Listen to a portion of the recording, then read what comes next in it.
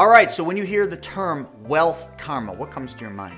So would you even believe me if I told you that it's the most important factor for wealth creation and you may not even have ever heard of it? Remember, the first question was, have you ever heard of wealth karma? Well, if you haven't, in this video, what I'm going to do is I'm going to give you a crash course. That's right, a crash course for how to invite wealth karma into your life and how it will change, not can change, how it will change your financial future for the better. So the first thing, wealth karma is solely based around one simple fact. You need to solve other people's problems. What you do for others versus what you do for yourself. This is something that most people struggle with. We have been brought up in a society that is self-serving. Me, me, me. What's in it for me? What's in it for me? Me. It's not about you. Wealth karma is about you solving other people's problems. You want to be wealthy? You want to have success guaranteed? This is where you start. You focus every day, every hour, every action on solving somebody else's problem. Now, I know this is completely foreign to you, which is why you probably never even heard of wealth karma. But you know what? My mentor, Greg Reed, was the one that first brought this to me because you know how I learned wealth karma? Because I didn't understand it just like you. It used to be the me world. When I was a financial advisor, me, me, me. Nicer car, bigger house, better clothes. I need me. I need me. Wrong. So let me tell you a quick story. The second time, actually probably the third time if you really look at it, where I lost it all, 2014. I was a financial advisor, I was a business owner, I was heavy into real estate, but I made some bad decisions and all of a sudden everything was spiraling out of control. I was running out of money. I was almost on the verge of bankruptcy for the second time in my life. And I remember somebody told me that I need to go to this mastermind. And it was out in San Diego at this guy, Greg Reed's house. And I remember I had read about Greg Reed, seemed like a cool cat. Me and my wife at a seminar out in Park City, Utah, had actually met him for the first time. He was the first person I'd ever seen on a stage that literally put his phone number up on the whiteboard, but then said, I just gave you my cell phone number, but the funny thing is, I bet you no one in this room calls me. And you know what I did? The second I left that seminar, I called him, and he invited me to this event. So now I felt obligated to go. But here was the problem. I missed an opportunity for Greg. He invited me to this event for free, but I had something else going on and I couldn't go. So I didn't think anything of it. And then I called him back when he did his next event. I said, hey, Greg, this is Chris. I can actually make this next event. And you know what he said to me? He said, the opportunity has come and gone. I didn't understand that. He said, so if you can come to this event, but it's going to cost you just like it's going to cost everybody else. It's $5,000. I was taken back.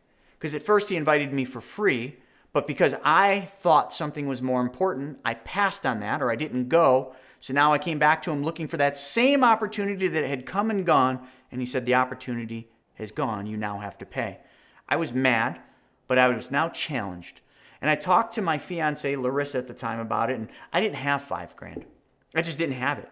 And it would have hurt me financially to spend it. But you know what? I felt like I had to do this. There was something inside of me, that innate thing that you felt, that said, you have to go.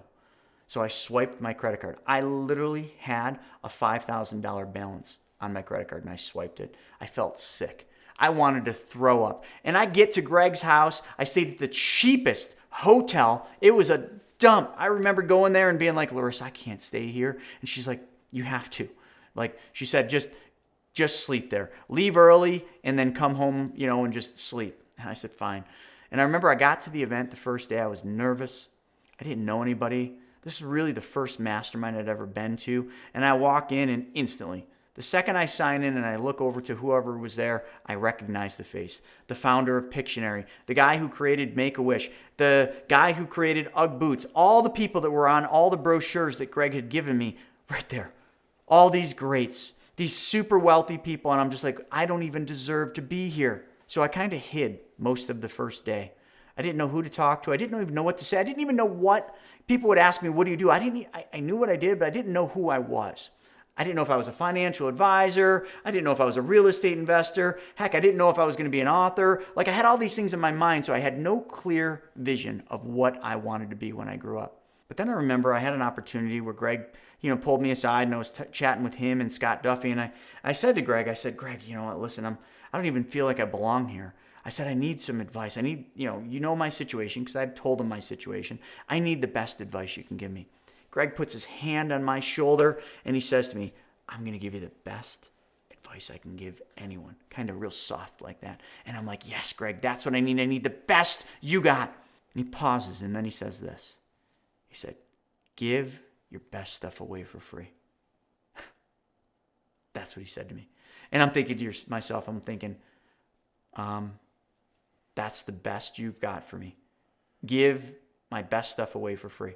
Like all the stuff that I should be charging for, my best stuff, I should just give that all away for free, right, Greg? That's your plan for me? That's my best advice, to have like wild success and to be one of these greats? Future pace to right now. He was absolutely correct. Now, I didn't think it then because I was broke and I just wanted everything because I was still in the me. But I slowly listened to him.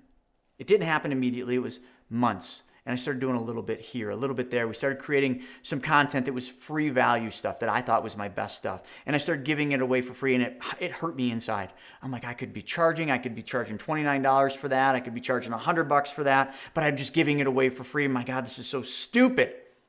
But as I started doing that, people appreciated it. And then they started following me more. And then I started doing more Facebook Lives, and everything happened faster and faster. Folks, I know that's a long story, but listen, the message in that story is what you need. I gave my best stuff away for free.